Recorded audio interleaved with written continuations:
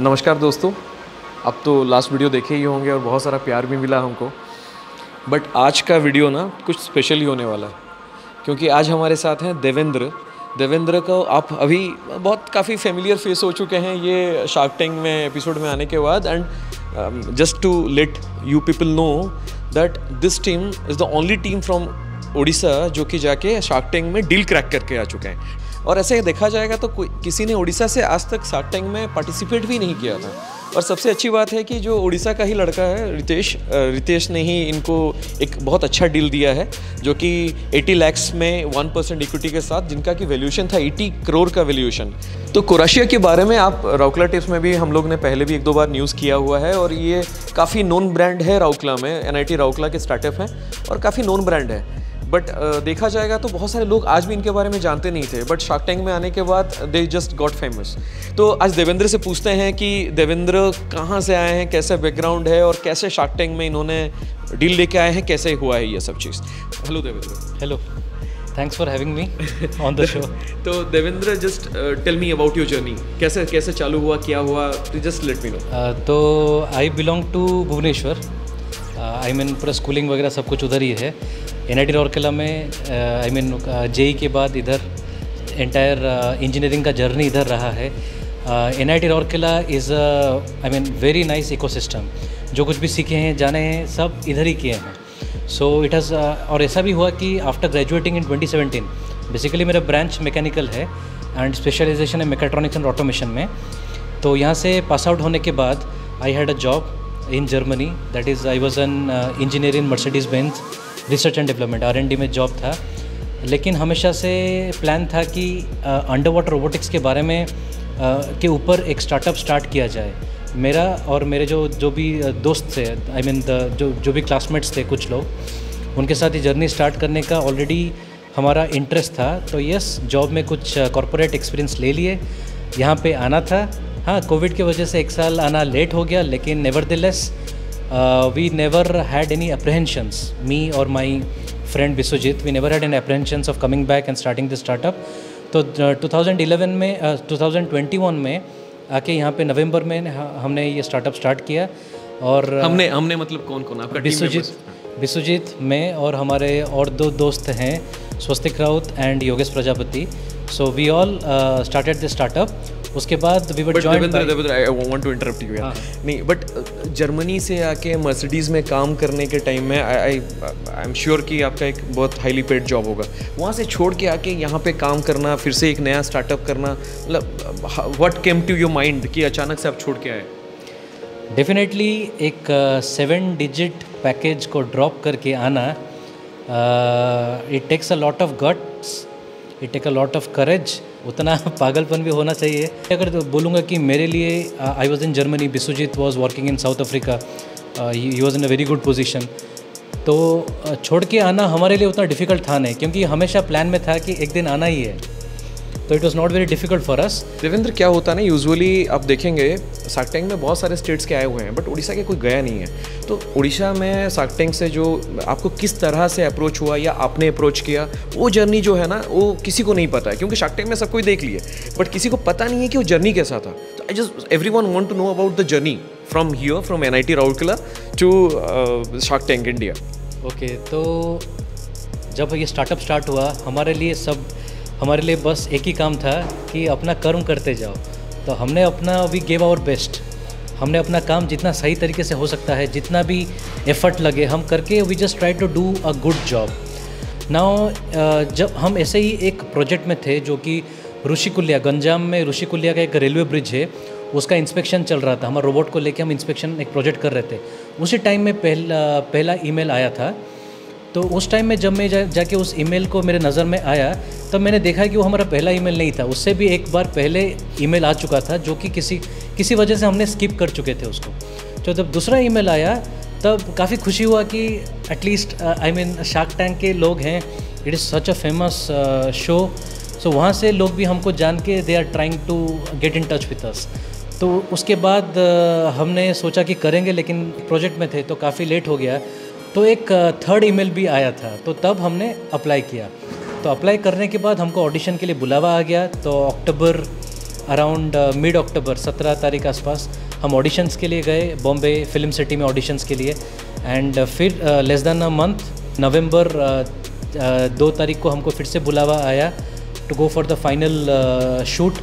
तो final shoot को आप सोच सकते हैं कि करीबन प्रिपरेशन वगैरह सब कुछ मिला के करीबन इट वाज 4 to 5 days। तो हमारा फाइनल शूट हैपेंड ऑन 5 नवंबर।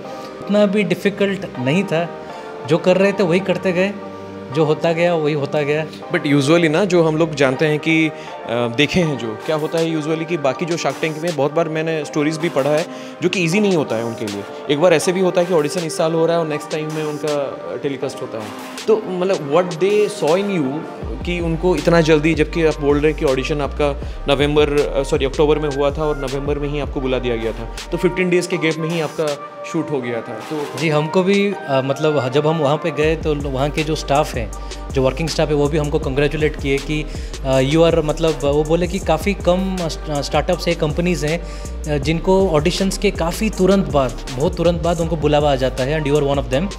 सो वो सुन के अच्छा लगा कि definitely there is something we are doing जो कि लोगों को मतलब इंटरेस्ट आ रहा है लोगों को। हमारा technology is very new kind of thing जो हम दुनिया में ला रहे हैं।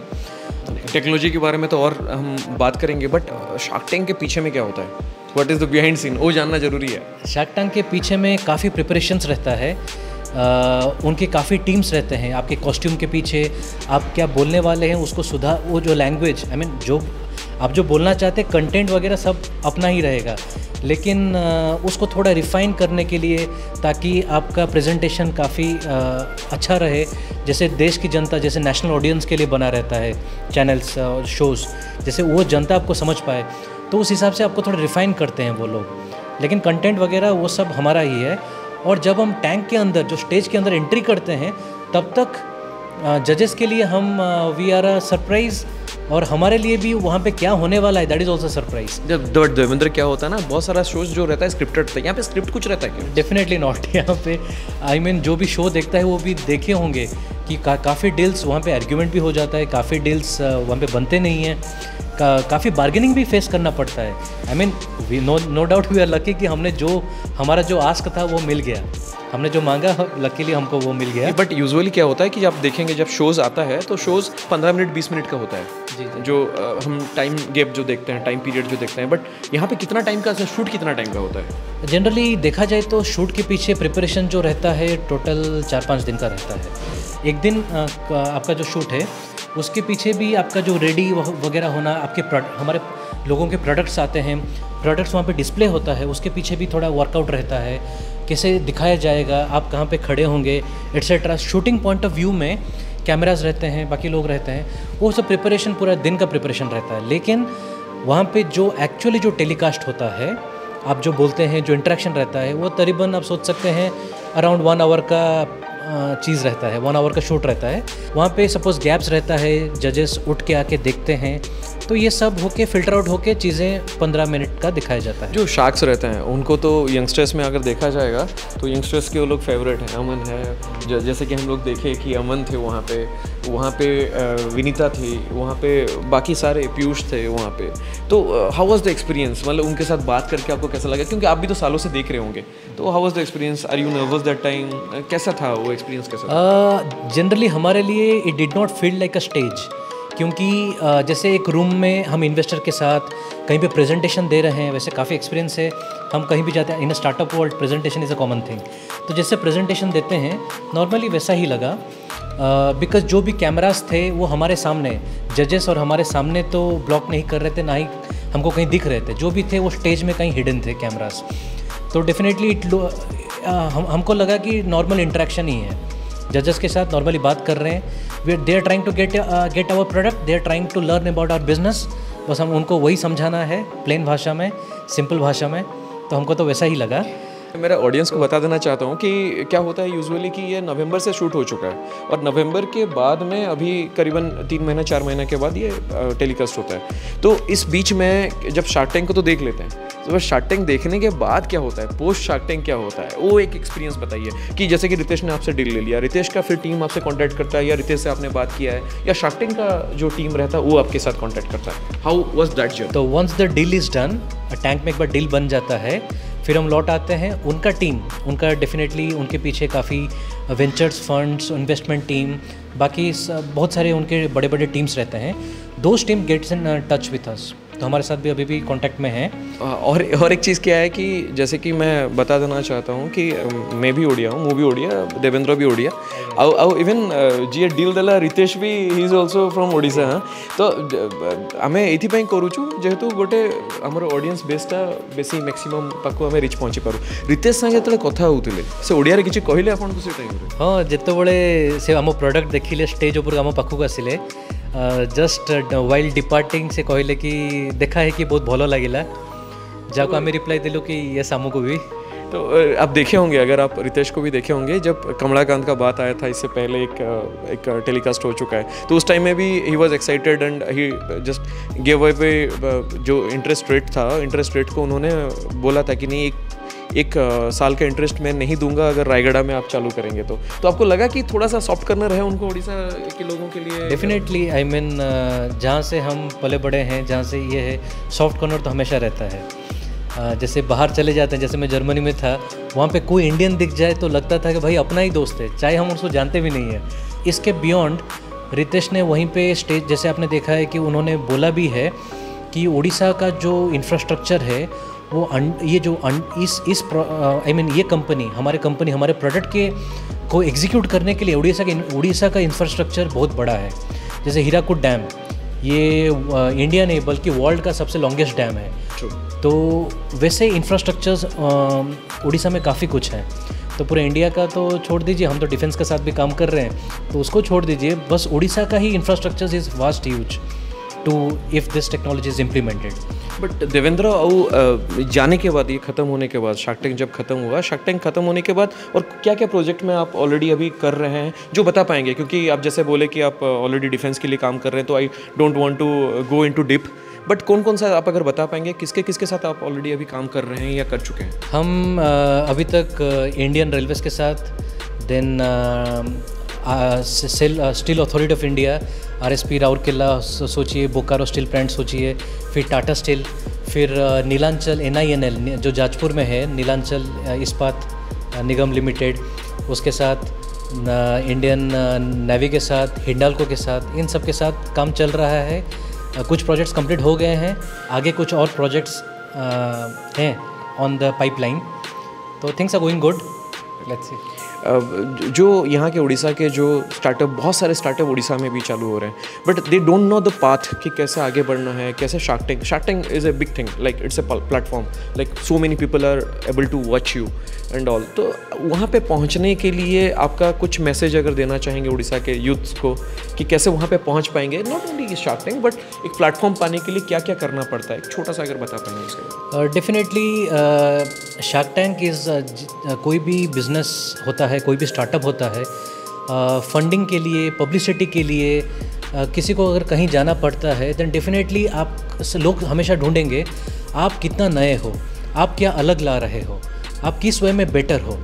तो अगर ये आप शो कर पाते हैं, तो चाहे शार्क टैंक हो या कोई क्लोज डोर इन्वेस्टर हो या कोई एब्रॉड के इन्वेस्टर्स हो, ओवरसीज़ के इन्वेस्टर्स हो, everybody will be interested to call you, bring you to their platform. बस वही है कि आप उस चीज़ को, नॉट ओनली टेक्निकलिटीज़, आप कितने प्रॉब्लम सॉल्व करते हो, आप मोनेटाइज इस चीज़ को, इस प्रोडक्ट को या आपके सर्विस को मोनेटाइज, मनी में कन्वर्ट करने के लिए, रेवेन्यू जनरेट करने के लिए आप जो दिखा रहे हो बिजनेस मॉडल, वो कितना स्ट्रॉन्ग है, कितना इनकरेजिंग है।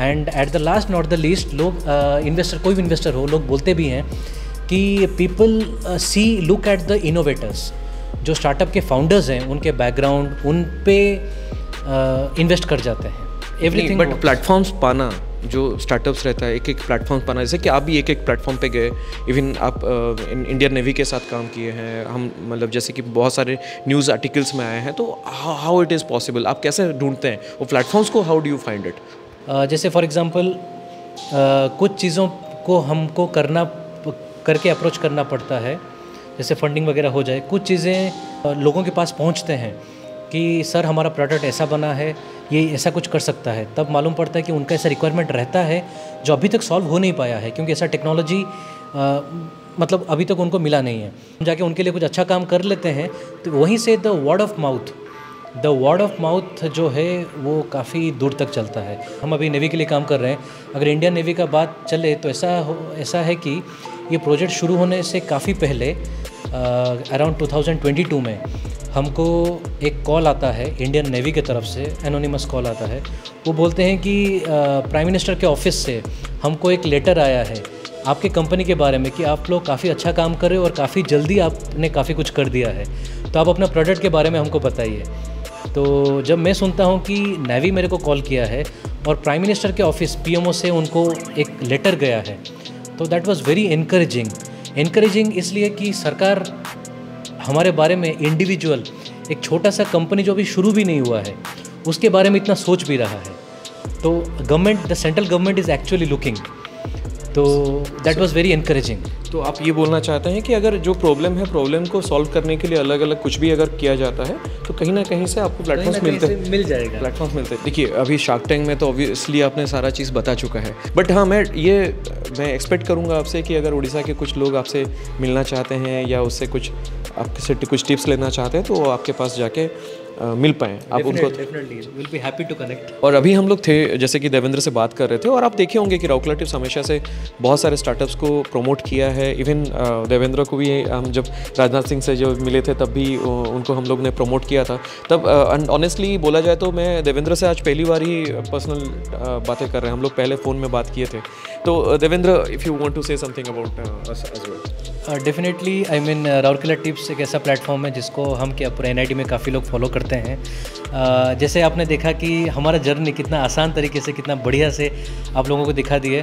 तो लाइक दिस आप पहले भी देखे होंगे कि Rourkela tips really support startup culture. हमारे बातें हम कहाँ पे किस कोने में बैठे हैं, हमारा चीज़ लेके आप लोगों को, आप में भी से काफ़ी लोग होंगे जो स्टार्टअप कर रहे होंगे या स्टार्टअप के बारे में जानना चाहते हैं, तो they are bringing that story to you. So really if you want us to reach to every corner of Odisha, to every corner of Rourkela, ये स्टोरी प्लीज़ शेयर कीजिए और राउरकेला टिप्स को सब्सक्राइब कीजिए। Thank you so much Devendra.